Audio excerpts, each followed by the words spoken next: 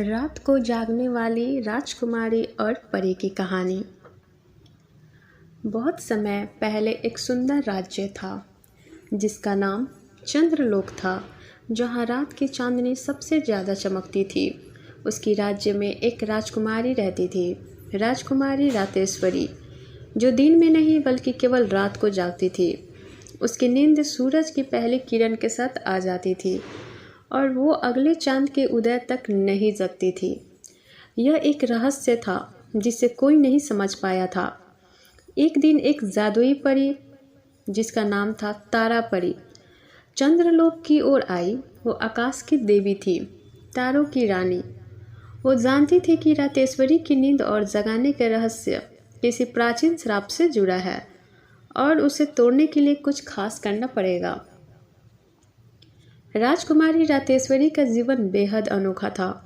वो रात को जागती, महल में घूमती, चंद्रनी झील के किनारे बैठती और अकेले तारों से बातें करती।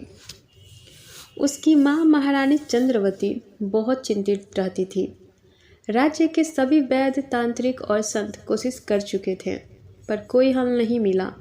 राजकुमारी को सपनों में अक्सर एक जादुई जंगल दिखाई देता, जहाँ एक सुनहरी घंटी लटक रही होती थी।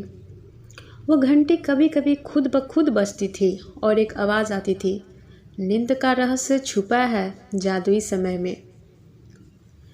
एक चांदनी रात जब पूरा राज्य सो रहा था, रातेश्वरी चंद्रनी झील के किनारे बैठी थी। तभी आसमान से चमकता हुआ तारा गिरा और उसमें से एक परी निकली, तारा परी।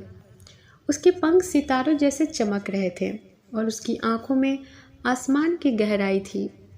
तारा परी ने रातेश्वरी से कहा, तुम्हारा जन्म रात की रानी बनने के लिए हुआ है, पर कोई श्राप तुम्हें दिन की रोशनी से दूर रखता है।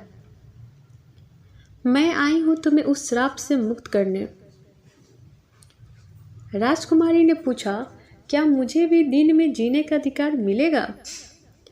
तारा परी मुस्कुराई, मिलेगा, लेकिन उसके लिए तुम्हें एक यात्रा पर जाना होगा, समय के पार, रात और दिन के मिलन स्थल तक। रातेश्वरी और तारा परी ने जादुई घोड़े पर बैठकर चंद्रलोक से बाहर की यात्रा शुरू की। वे चंद्र पर्वत, नीली घाटी और तारावन से गुजरे। हर स्थान पर उन्हें कोई न कोई चुनौती मिली। चंद्र पर्वत पर बर्फ का दैत्य, जो कहता था, जिसने सूरज को कभी नहीं देखा, वो मेरी बर्फ नहीं पार कर सकता। लेकिन तारा परी ने एक चमकता तारा उसकी आंखों में झोंक दिया और वे आगे बढ़ गई।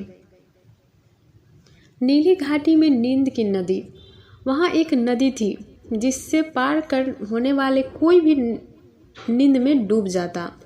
रातेश्वरी ने अपनी नींद को बांधकर एक जादुई मोती में कैद कर लिया और नदी पार कर गई।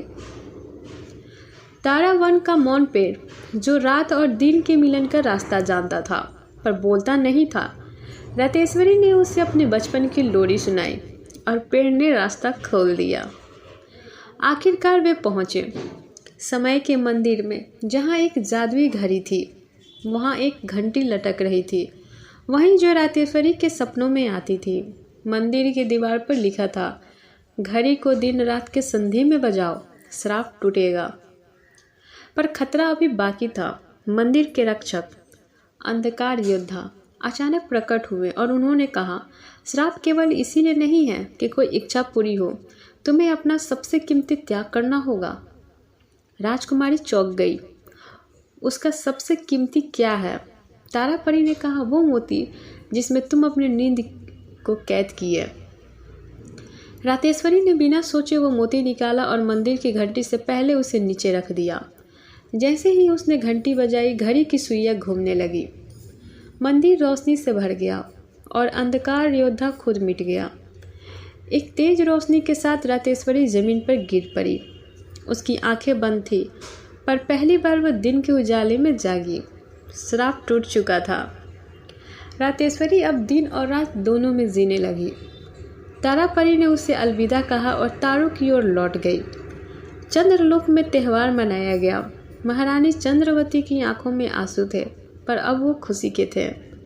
रातेश्वरी अब न केवल राज्य की राजकुमारी थी, बल्कि लोगों के दिलों की रानी भी बन गई थी। उसकी कहानी हर बच्चे को सुनाई जाती, रात को जगाने वाली वो राजकुमारी जिसने समय को भी बदल दिया।